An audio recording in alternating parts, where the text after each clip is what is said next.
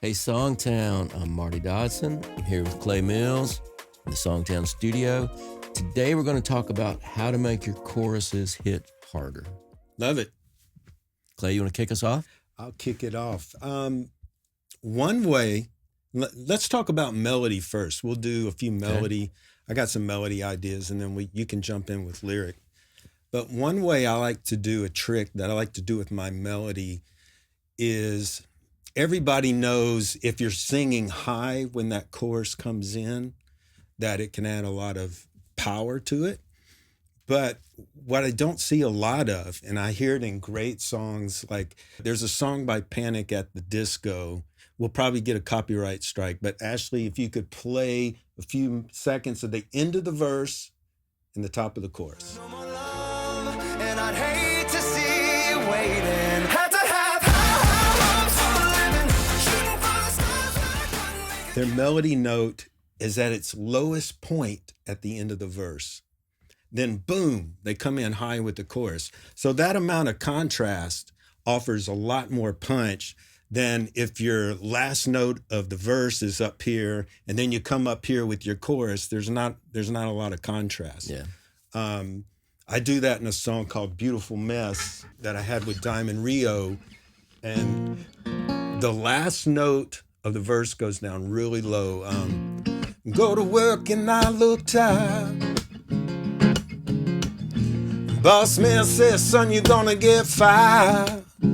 This ain't your style. Behind my coffee cup, I just smile. Real low. What a beautiful mess I'm in. So I just smile. Totally not my kind of singing, but I just smile. What a beautiful. So it's that contrast of ending that verse really low, kicking it in with a high note at the top of the chorus. And I mean, it's that really song, he didn't mention this, but that song was a big number one song. So Yeah. It worked very well. Yeah, and I never noticed, like, we didn't set about to do that. Like, it just worked out that way. Mm-hmm. I think a lot of what we do is by instinct. But once I discovered that, I started noticing other songs like the Panic at the Disco song that use that technique, and it's always powerful. So now moving forward, if I have a chance in a song, I'll throw that in. Yeah. Once you learn those things and you see how they work, it's a tool that you can incorporate into other songs down the road. So that leads me to number 2. Okay. Moving the melody forward in time. Okay. So what I mean by that, let's just demonstrate. Give me like not a melody, give me a lyric line. Okay, let's say the opening line of the song, and he has not heard this. I'm hitting him with it cold. The opening line of the song is, you always blame it on tequila. Okay, so the theory is if you come in with your melody after the downbeat, meaning after beat 1, 1, 2, 3, 4, 1, melody. If you come in after that downbeat, it adds a laid back feel. If you come in before that downbeat, it's going to add energy. So often what I like to do in the verse is come in behind the downbeat. And of course, these are no rules. We should talk about that too. Mm-hmm. That anything we tell you guys is not meant to be a rule. We don't write from rules. Right. But they are tools that you can use and try. And I think it's great if your song just isn't hitting right to try some of these things. Tools. And you're fools if you don't use any of the tools. We can't stop rhyming. No, I can't. So what was that line again? Because I have a horrible memory. You always blame it on tequila. Okay, so we got a groove here. 2, 3, 4. You always blame it on tequila. 1, you always, see, I'm coming in right after the downbeat. 1, you always blame it on tequila. So if this was my title and I was trying to do this at the top of a chorus, I might come in like,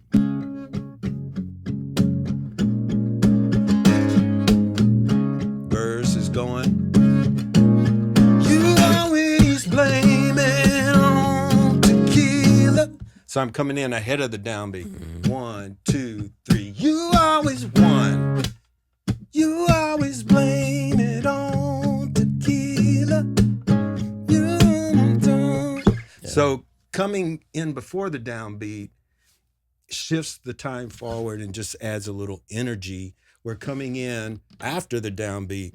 You always blame it on tequila. And I know I'm singing it higher in the chorus, but it still has the same effect.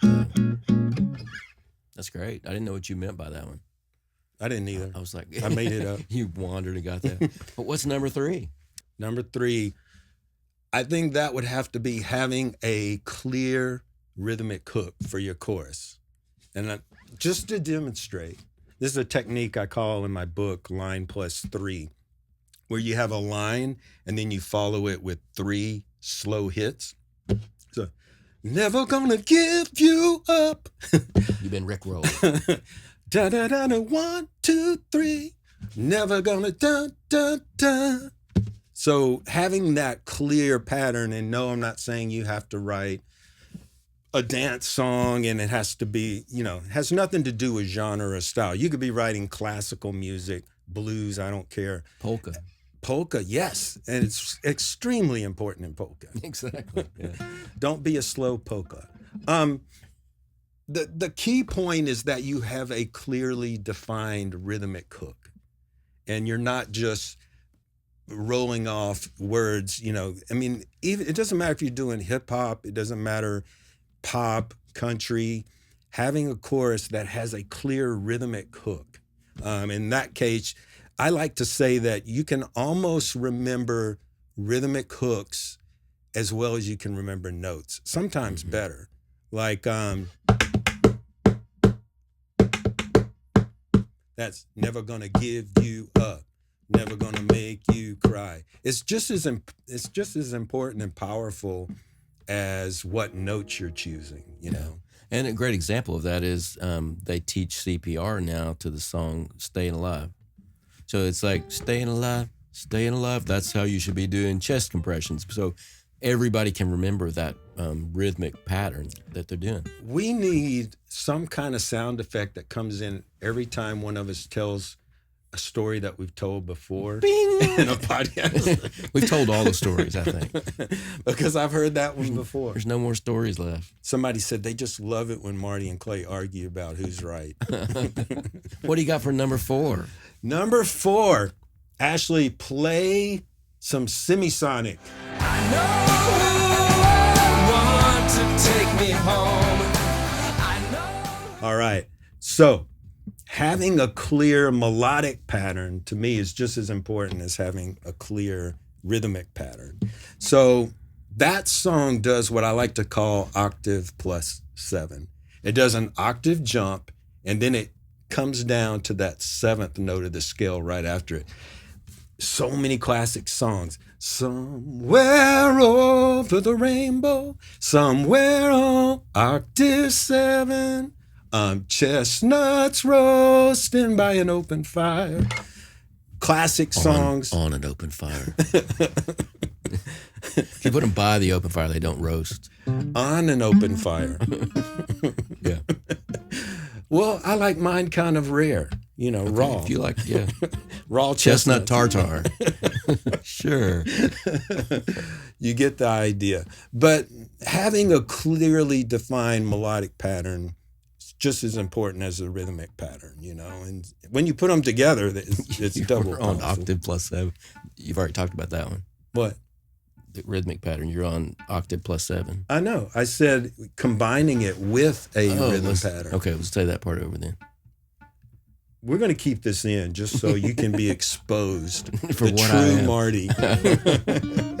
No, I said if you combine a rhythmic and melodic, then it's really powerful.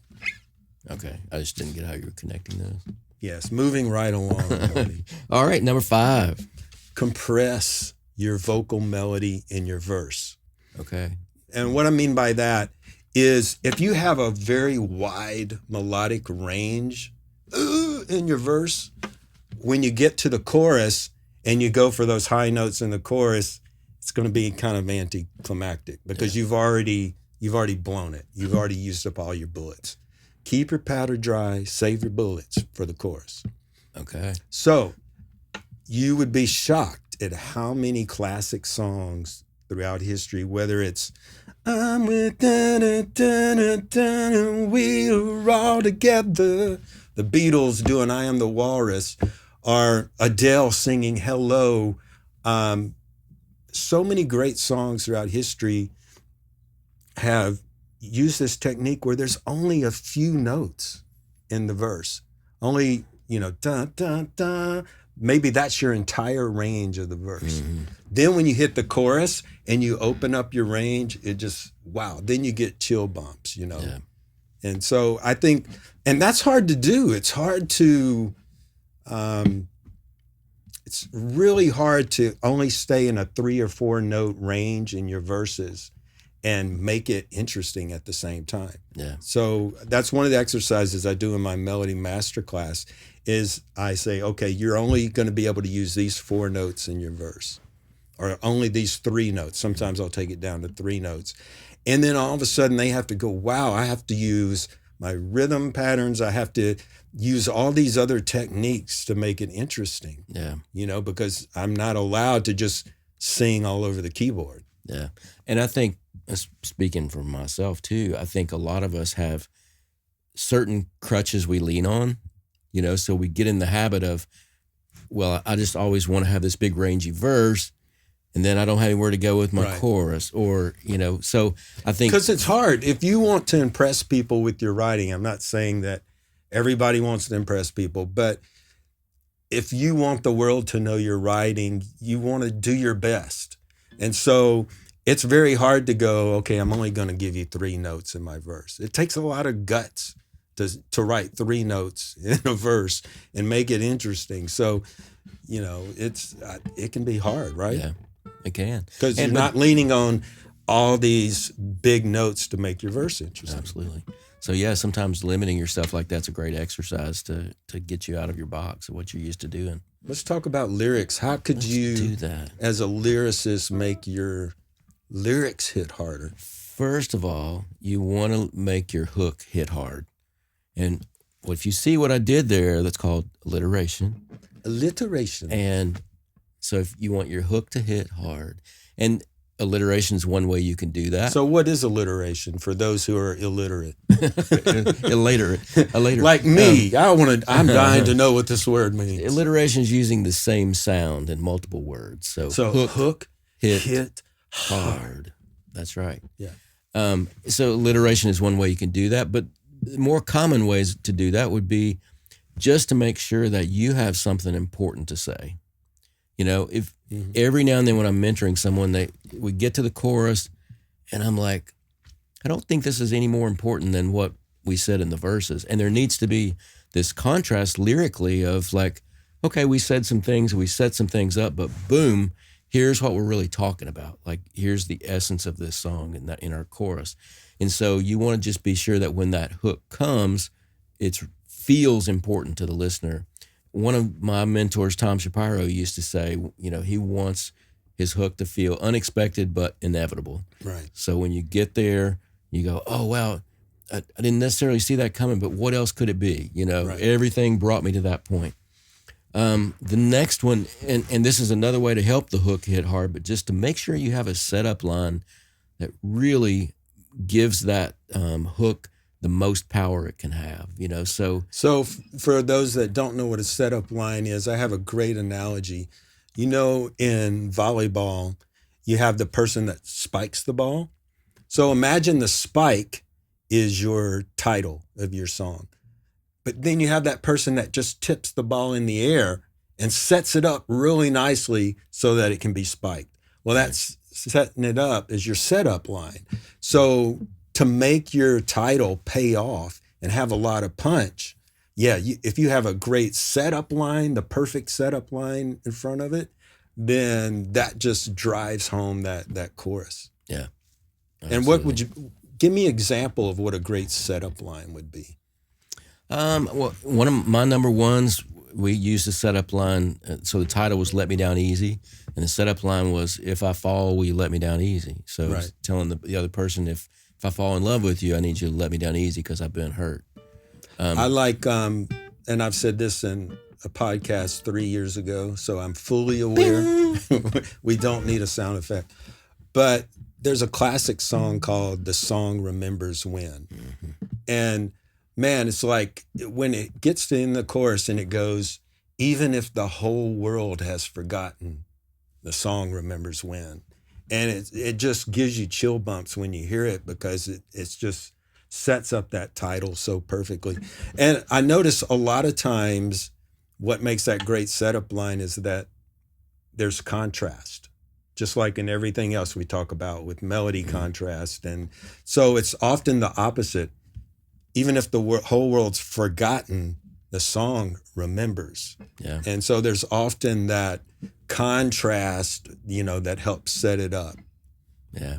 This is kind of a quirky song, but Gene Cotton had a song called "Me and the Elephant." And the talks about going on a date to the zoo and how great it was, but then these two people broke up, and so he goes back to the zoo. And the chorus is like, the monkeys forgot you, the zebras forgot you, the polar bears and tigers too, but me and the elephant will always remember you. Yeah. So that whole chorus is kind of a setup for the last line. Yeah. So it's everything that is forgotten, all those other animals have forgotten. Yeah, I feel like I'm visually inside a zoo right now. Yeah, I took you there. Yeah, you took me to the zoo with that lyric. Setup line can really help you. And, I think sometimes people forget, too, that the setup line is maybe a lot of times we think about it being the next to last line of the chorus. So our chorus is going to end with this big thing. But there also needs to be a great setup line going into the chorus every time. So when you come out of your verses or when you come out of a bridge into a chorus, think of those as setup lines too, and that they're important because if your title is at the top of the chorus, at the beginning of the chorus, then that last line of the verse or pre-chorus can be a great setup line to lift you into the chorus. Yeah. And I think, setup lines, I think of them, they take singles and doubles and triples and turn them into home runs. That's how you take a title. I had a lot of doubles last night. It's part of the reason I'm stumbling on my words today. I gotcha. But yeah, if you have a great setup line, it can take a base hit and turn it into a home run, And then the last one I had is use powerful words and images in your chorus. So your chorus needs to be a place where there's something or some things that people are going to really remember and hang on to. Lyrically. Yeah, so like I have a song that Joe Cocker recorded called "Fire It Up," and it says, your heart said fire it up, and your mind said fire it up, and your soul said fire it up, and let love live again. And so fire it up's a powerful statement, and my song must be doing something right. We have a line in the chorus that says, "Deep blue needs you eyes." That's a line that people remember because it's different, quirky. I actually use that song in part of my melody class because I teach a lot about patterns and how to create patterns in songs. And that song does this cool thing where every time you hit E vowels, you're doing a high note. And every time you hit the U vowels, you're going low. So, deep blue need you eyes. So it has this real cool effect where if you just gone, deep blue need you eyes.